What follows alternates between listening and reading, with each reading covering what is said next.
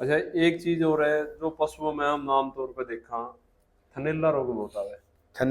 कि आप खनिज मिश्रण खिलाओगे 10 किलो वाली भैंस आपकी 5 से लेकर 10% दूध तो उसका वैसे ही बढ़ जाएगा, और दोबारा फिर ये प्रेग्नेंट भी नहीं होती। कई बार देखा जी, टिक्के हाँ, लगाने था भैंस दूध तोड़ देती है, कम कर देती है। और इनकी वजह से ही पशु का समय बदल जाता है गर्मी में आने का। फूल दिखाने की समस्या कितनी बढ़ रही है आजकल। बिल्कुल, चीजों की पूर्ति को पूरा करने के लिए फिर क्या देना चाहिए मतलब? अगर आपने वैक्सीन नहीं लगवाया, जो कि फ्री में लग रहा है। ट्रेंड हरियाणा देखने वाले सारे दर्शकों ने करण गिल की ओर से राम राम। दोस्तों, आज मिले हम डॉक्टर राजेंद्र सिंह चौगन। डॉक्टर साहब से मिलने का क्या उद्देश्य है हमारा, आज इस वीडियो में आप पूरा देखिएगा। डॉक्टर साहब से हम पूछेंगे पशुपालन से रिलेटेड, भाई किस तरह के पशु हमने रखने चाहिए, उनका रख रखाव कैसे करना चाहिए, और उनमें जो आने वाली बीमारियां हैं उनसे कैसे रोकथाम की जा सके। डॉक्टर साहब नमस्कार। नमस्कार। सबसे पहले तो ट्रेंड हरियाणा के सभी दर्शकों को मेरा नमस्कार। और जैसे करण सिंह ने पूछा है कि किसानों के कई तरह के सवाल होते हैं, जिसमें पहले तो ये बताते हैं कि भाई हम किस तरह के पशु पालें, उनकी खुराक का ध्यान कैसे रखें, बीमारियों से बचाव कैसे रखें। देखो किसान भाई, हर किसान भाई सोचता है कि हम अपने पशु को अच्छा खिलाएं, बिल्कुल। और खिलाते भी हैं, लेकिन कई बार मतलब बगैर सोचे समझे खिलाते रहते हैं, जिससे उनका खर्चा तो पूरा होता रहता है, लेकिन दूध का उत्पादन उनका उतना नहीं हो पाता। ये एक तो हाँ, सबसे बड़ी उसके लिए समस्या है। किसानों को ये जानना जरूरी है कि पशु को चाहिए क्या। अब खनिज मिश्रण जो है हमारे किसान भाई नहीं खिला रहे, जो कि बेहद ज्यादा जरूरी है। लोगों को पता ही नहीं है हाँ सर हाँ, कि मिशन क्योंकि कहाँ से मतलब। पशुओं की आंखों में चमक इससे आती है, खानों से सुनना भी पशु खनिज मिश्रणों की काफी बड़ा रोल रहता है उसमें। जो चमड़ी का रंग उससे बदलता है, बालों का रंग उससे बदलता है, पशु में गर्मी में आता है खनिज मिश्रणों के हिसाब से बदलता है, और पशु गर्मी में रुकता है ठहरता है, वो भी खनिज मिश्रणों के हिसाब से ठहरेगा। और हड्डियां कमजोर हो जाती हैं, मतलब हड्डियां बांगी टेढ़ी हो जाती है उसकी। तो ये इसका ध्यान रखना जरूरी है। मैं किसान भाइयों को बताना चाहता हूँ कि खनिज की मात्रा पशु के दूध के हिसाब से उसको जरूरत होती है। पशु का दूध हम निकालते हैं, उसमें से 4 चीजें मुख्य तौर से बाहर निकलती हैं। एक फैट होती है जो सभी पशुओं में अलग अलग होती है, एक प्रोटीन होती है जो लगभग 4% होती है, एक शुगर होती है जिसके वजह दूध मीठा होता है, खाटा भी होता हो जाता है उसकी वजह से, और गर्म करने पर लाल हो जाता है शुगर उसकी वजह से। एक वो होती है 4%। खनिज होते हैं लगभग 0.25%। जब हम दोनों टाइम दूध निकालेंगे, दोनों टाइम 0.25% खनिज दूध के साथ निकलेंगे। मान लिया 100 ग्राम दूध निकाला है तो उसमें 0.7 ग्राम खनिज निकले हैं। 0.5 ग्राम। 0.5 ग्राम। हाँ, अगर 1 किलो निकाला है दूध तो 7.5 ग्राम खनिज निकले हैं। 10 किलो वाली भैंस की मतलब 75 ग्राम खनिज रोजाना बाहर निकले हैं। इनकी अगर पूर्ति नहीं होगी, पशु समय पर गर्मी में नहीं आएगा, ना ही उसका स्वास्थ्य ठीक रहेगा। अगर गर्मी में आ जाएगा पशु ठहरता भी नहीं, और इनकी वजह से ही पशु का समय बदल जाता है गर्मी में आने का। जिसकी खुराक में पशुओं में पूरे खनिज मिश्रण है, खुराक का पूरा ध्यान कर रहा है, उसकी गाय भैंस ब्याने के बाद में 2-2.5 महीने के बाद में गर्मी में आकर ठहर जाती है। ठीक है। जो खनिजों की पूर्ति पूरी कर रहे हैं, जो आधी पूर्ति करते हैं खनिजों की, उनकी भैंस क्या कब न गर्मी में आएगी, जब उसकी दूध की मात्रा घट के आधी हो जाएगी। 5-6 महीने के बाद आधी होने का मतलब उसके शरीर में पहले 75 ग्राम खनिज बाहर निकले थे, अब 40 ग्राम बाहर निकल रहे हैं। तो उस टाइम बोलेगी, और जिसकी पूर्ति बिल्कुल भी नहीं हो रही उसके बाद आएगी जब दूध से बिल्कुल देना बंद कर देगी, और 1-2 महीने के बाद में ना घास फूस खाएगा, छोटा शरीर के अंदर खनिजों की जो लेवल है वो बढ़ जाएगा। फिर वो दूध देना बंद करने के 2 महीने बाद गर्मी में आएगी। वो कितना नुकसान हो गया उसको, आपको देखो। आप खनिजों की पूर्ति को पूरा करने के लिए फिर क्या देना चाहिए मतलब कि उसको किसी खनिज ही दो, उसको अच्छा। खनिज मिश्रण दो। एक तो आप ये कई चीजों को मिलाकर करोगे ना, जैसे अनाज वाली फसलें, दाल वाली फसलें, और ये चीजें मिलाओगे कई चीजें, इनमें कुछ हद तक तो आपकी पूर्ति हो जाएगी। ठीक है। ठीक है ना। बाकी क्योंकि धरती में कमी है तो अनाजों में, चारे में भी कमी हो रही है वहां से, तो खनिज मिश्रण खिलाना भी जरूरी है। खनिज मिश्रण खिलाने का कोई आर्थिक नुकसान नहीं है, वे उसको ज्यादा पैसे लग रहे हैं कि आप खनिज मिश्रण खिलाओगे 10 किलो वाली भैंस आपकी 5 से लेकर 10% दूध तो उसका वैसे ही बढ़ जाएगा, वो भी 30 से 70 रुपए किलो का हो गया। आधी किलो दूध 30 का हो गया, और वो मतलब 1 किलो होगा तो 60 का हो गया, कम से कम हो गया ना। बिल्कुल। अगर आपने 50 ग्राम खनिज लेना है तो उसका जो सरकारी संस्थाओं से जो मिलता है वो आपको 100 रुपए किलो मिल जाएगा। 20 दिन तक चलेगा आपका वो। रोजाना 5 रुपए खर्चा है, 30-40 रुपए का कम से कम आपका दूध बढ़िया खर्चा 5 रुपए करे। आपने लगाना क्या है इसमें? जो आप मिनरल मिक्सचर बोल रहे हो, हाँ हाँ, उसी में आ गया, खनिज मिश्रण है, उसी में आ गया वो खनिज मिश्रण वही तो है, खनिजों का मिश्रण है। तो वो खनिज मिश्रण आपने 50 ग्राम दे दिया, 5 रुपए का खर्चा आया है, कम से कम 50-60 रुपए का फायदा भी हो गया आपको, लगा भी कुछ नहीं है। और किसान भाई ये मान ले, अपनी कॉपी में लिख ले, एक किसान की भैंस अगर 1 महीना लेट होती है गर्मी में आने में या ठहरने में, तो उसको लगभग 8,000 रुपए का नुकसान होता है। बिल्कुल है। अगर 4 महीने बाद सर गई आगे तो उसको लगभग 30-35 हजार रुपए का नुकसान हो चुका होता है। तो इसलिए आपसे सभी से प्रार्थना है कि इस खनिज मिश्रण को नियमित रूप से, जब ये दूध नहीं भी दे रही है तो उस समय भी दे इसको। कितनी मात्रा में देना चाहिए डेली? वैसे तो दूध के हिसाब से है, जैसे मैंने बताया, अगर 10 किलो दूध दे रही है तो 50 ग्राम दो आप, 15 किलो है तो 75 ग्राम कर दो उसको, 20 किलो दूध दे रही है तो आपको कम से कम 100 ग्राम या उससे ज्यादा दो उसको पहला, क्योंकि उसको बहुत ज्यादा खनिजों की जरूरत है उस हिसाब से। तो ये तो कम दूध वाले पशुओं को दोगे, मतलब उनको ही फायदा बनता है, समय पे गर्मी में आ जाए, और बड़ी बात हो ठहर जाए। फूल दिखाने की समस्या कितनी बढ़ रही है आजकल, बिल्कुल वो दूर हो जाएंगी आपकी। ठीक है। और उसका शरीर है, शरीर में चिकनापन रहेगा, काला रंग रहेगा, बालों का रंग भी ठीक रहेगा, हड्डियां मजबूत हो जाएंगी, आंखों में चमक रहेगी। कई बार देखा है कि पशुओं को वैक्सीनेशन लगती है गवर्नमेंट की तरफ से, वो लगवाना कितना सही है, मतलब कहाँ किस हद तक उचित है? देखो, जो वैक्सीनेशन है ना, चाहे वो इंसान के लिए है, चाहे पशुओं के लिए है, चाहे मुर्गों के लिए है, या और किसी भी जानवर के लिए है, वो बेहद जरूरी है। अब जैसे पशुपालन की आप बात कर रहे हो आप, मुख्य रूप से 2 तरह की बीमारियों के टीके लगाए जाते हैं आमतौर पर, मुंह खुर के और गलघोटू के। ठीक है। अब मुंह खुर का मतलब क्या है? मोटे तौर पे कुछ बीमारी है ये, मैं मुंह में और खुरों में छाले पड़ जाते हैं। ठीक है। पशु लंगड़ा के चलेगा, खाना पीना बंद कर देगा, है ना, बोच्चा कहते हैं, बोच्चा इसको बोल देते हैं।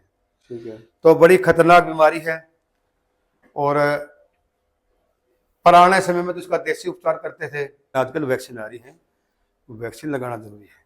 अगर आपने वैक्सीन नहीं लगवाया, जो कि फ्री में लग रहा है, आपके मुंह खुर की बीमारी आएगी पशुओं में, आपकी भैंस 10 किलो दूध दे रही है तो वह 5 किलो पे आ जाएगी। बिल्कुल है। उसने पूरे ब्यात में 2000 लीटर दूध देना था, मान लिया, या 2.5 लीटर देना था, तो उसका दूध 1000 लीटर रह गया। 1000 लीटर दूध खराब हो गया, कल 60,000 रुपए का नुकसान तो आपको उसी दिन हो गया, तो बीमारी आई है। बिल्कुल ठीक है ना। और ये बीमारी, ये जो विदेशी गाय में आएगी तो इनका कई बार गर्भपात भी हो जाता है, और दोबारा फिर ये प्रेग्नेंट भी नहीं होती, वो बिल्कुल पशु खराब हो जाता है। तो ये बहुत बड़ा आर्थिक नुकसान करती, कई हजार करोड़ रुपए का हमारे देश में इस बीमारी से नुकसान हो जाता है। दूसरी बीमारी है हमारी गलघोटू की। गलघोटू का मतलब उस बीमारी के आने के बाद में पशु का गल उठ जाता है, तेज बुखार हो जाता है, गर्दन सूज जाती है, और सांस लेने में दिक्कत हो जाती है, आवाज आती है घर घर की, थोड़ी देर के बाद पशु की मौत होगी। तो इसलिए अगर आप उस टाइम उपलब्ध नहीं थे, जिस टाइम आपने वैक्सीनेशन वाले आपके घर पे आए, तो आपकी ड्यूटी है आप अपने पशु को उनके पास ले जाके, या इंसेमिनेट जो टीके लगाने वाले हैं उनको अपने घर ले आके टीके आवश्यक लगवा लें, ये बेहद जरूरी है। मतलब अब कई बार देखा जी, टीके लगाने था भैंस दूध तोड़ देती है, कम कर देती है, ये बिल्कुल गलत धारणा है। देखो, असली टीका वही होता है जिसका टीका लगने के बाद में, चाहे इंसान है चाहे पशु है, उसका असर इंसान पे या पशु पर नजर आए। जैसे कि बुखार, हम अपने बच्चों को टीके लगवाते हैं तो बच्चों के बुखार चढ़ जाता है। बिल्कुल। इसका मतलब क्या है? टीके ने अपना काम कर दिया है। ठीक है ना। अब पशु में क्या होगा, थोड़ा सा उसके भी चेंज आएगा, 2 दिन के लिए 3 दिन के लिए आधा किलो दूध कम हो गया, मान लिया कुल 4 दिन में 2 किलो दूध कम हो गया, आधा 4 किलो 2 दिन में, तो उसे क्या पहाड़ टूट गया? हमने पशु को बचाना है, वो हमारे बच्चों का रोजगार है, हमारा खान पान है वो। ठीक है। तो उसको हमने बचा के रखना, नहीं बचाएंगे तो खत्म हो जाएंगे फिर वो। हम्म, क्या करेंगे? आज एक आदमी का एक पशु मर गया तो खरीद लेगा दोबारा वो? हाँ मुश्किल है। हाँ, बहुत दिक्कत है उसको खरीदने के लिए। तो इसलिए जो खतरनाक बीमारियां हैं और जिनमें खासतौर से सरकार फ्री में टीके लगवा रही है, तो वो टीके लगवा लेने चाहिए। एक अच्छा एक चीज और है जो पशुओं में हम आमतौर पर देखा, थनैला रोग होता है। थनैला रोग, देखो ये बड़ा पेचीदा रोग है। कई तरह के जीवाणु, कीटाणु और विषाणुओं से होता है ये रोग। इसमें सावधानी ज्यादा जरूरी है। अगर वो सावधानी हम रख लेंगे तो बहुत हद तक इस थनैला रोग से बचाव हो सकता है। सावधानी हमारी कौन सी है? पहले तो हमारा दूध काटने का जो तरीका है वो थोड़ा सा हम बदल लें। जैसे कि ज्यादातर आदमी और तकरीबन सभी औरतें दूध निकालते समय दूध के साथ या दूध की जाग के साथ थनों को गिला करके दूध निकालती है। आपको ये पता है गर्मी के मौसम में दूध 2 घंटे में वैसे ही खराब हो जाता है। किसकी वजह से? बैक्टीरिया की वजह से हो जाता है ना। अब अगर सर्दी में भी जाग लगा के दूध निकाले, थन तो पशु का सर्दी में भी गर्मी है, तो वहां तो गर्मी में, सर्दी में भी 2 घंटे में खराब हो जाएगा वो। जो दूध उसका रह गया वो बैक्टीरिया खा लेंगे उसको, तो वहां पशुओं के थनों में दरार आ जाएगी, फट जाएंगे। अच्छा, तो हमेशा सूखे हाथ से ही दूध निकालो। दूसरा, अंगूठा अंदर डाल के कभी भी दूध मत निकालना, क्योंकि जो ये हड्डी है ना, ये बहुत खतरनाक है। बार बार ये तो एक किस्म की हमाथोड़ी मार रहे हैं पशु के थन के। अगर इस हड्डी को बाहर ऐसे उठा करके दूध निकालोगे तो जो पशुओं के थनों में कई बार गांठें बन जाती हैं, वो नहीं बनेगी। तीसरा कारण है, जहां पर आपने पशु को बांध रखा है वो जगह बिल्कुल समतल होनी चाहिए। वहां ऊंचा नीचा कोई ना हो, कोई मिट्टी या कोई मतलब जैसे कंकर पत्थर का टुकड़ा ना हो, ताकि पशु बैठा है और वो थन के बीच में और पेट के बीच में आ जाए तो वो उसको नुकसान पहुंचा सकता है। और एक बड़ा कारण है, जब पशु दूध का हम दूध निकालते हैं, पशु को थोड़ी सुस्ती हो जाती है और दूध निकालने के बाद वो बैठने की कोशिश करता है। ठीक है। और ये है कि जब हम पशु का दूध निकालते हैं तो उसकी जो दूध वाली नली है वो खुल जाती है दूध निकालने के टाइम में। उनको दोबारा बंद होने के लिए आधे घंटे का समय लगता है। अच्छा, यानी आप ये मान के चल सकते हैं कि वो आधे घंटे तक खुली रहेंगी जो अपने थनों की नलियां हैं। ठीक है। हाँ, और क्योंकि पशु ने आपको खुराक पहले दे रखी है, दूध निकालने के बाद उसका सुस्ती होगी, बैठने की कोशिश करेगा वो। बैठते उसका थन कहाँ टिकेगा? या तो गोबर पे टिकेगा या पेशाब पे टिकेगा, जहां पर करोड़ों अरबों की संख्या में बैक्टीरिया है। उनकी एंट्री हो जाएगी और वो दूध एक उनके लिए खुराक है, फिर वहाँ उनकी संख्या बढ़ जाएगी, तो आपको थनैला रोग का पशु शिकार हो जाएगा। इसके कई लक्षण भी हैं, आपको वैसे पता चल जाता है। आजकल कोशिश कर रहे हैं कि कुछ छोटा मोटा टेस्ट भी जल्दी आ जाएगा बाजार में, जो किसानों को मतलब बहुत जल्दी पता लग जाएगा तेरे पशु के थनैला रोग की बीमारी आ गई है। रैपिड टेस्ट वगैरह, रैपिड टेस्ट की बात चल रही है उसके हिसाब से। तो मुख्य लक्षण क्या है भाई? ल्योटी का तापमान गर्म हो गया, या एक थन का तापमान गर्म, आपको और थनों से अलग गर्म लगता हो। ल्योटी थोड़ी बांगी टेढ़ी होगी आपकी, थन का साइज छोटा होने लग गया, दूध में छिचड़े से आने लग गए, हाँ, दूध का रंग बदल गया, दूध खट्टा हो गया, इस तरह के जो लक्षण हैं आएंगे तो उससे हमारे को पता हो जाता है। लेकिन मैं आपको यही कहूँगा आम किसान भाइयों को भी, जब इस तरह की आपको पता लगेगा कि पशु की ल्योटी में कोई गड़बड़ है, मतलब और ये जो लक्षण मैंने बताए इनमें से कोई एक लक्षण है, तो आप उसका 20 ग्राम दूध लेके डॉक्टर से इलाज करवाने से पहले उसका टेस्ट करवा लें। अच्छा, हाँ, तो इसमें 2 टाइप के बैक्टीरिया होते हैं, ग्राम नेगेटिव, ग्राम पॉजिटिव, जैसे उस तरह का। कम से कम उसे ये पता लग जाएगा कि कौन सी कैटेगरी का बैक्टीरिया है ये। हाँ, फिर डॉक्टर को भी आसानी हो जाएगी, उसने कई दवाई मिला के टिक्का नहीं लगाना पड़ेगा, वो फिर आपका खर्चा भी आधा हो जाएगा। 3-4 दवाई मिलाने की बजाय फिर वो एक ही दवाई का प्रयोग करेगा कि भाई इस बैक्टीरिया के लिए तो ये दवाई है, तो आपका ट्रीटमेंट जो इलाज होने के चांसेस भी ज़्यादा हो जाएंगे, सफलता ज़्यादा हो जाएगी आपकी ठीक होने की, और आपका खर्चा भी कम हो जाएगा।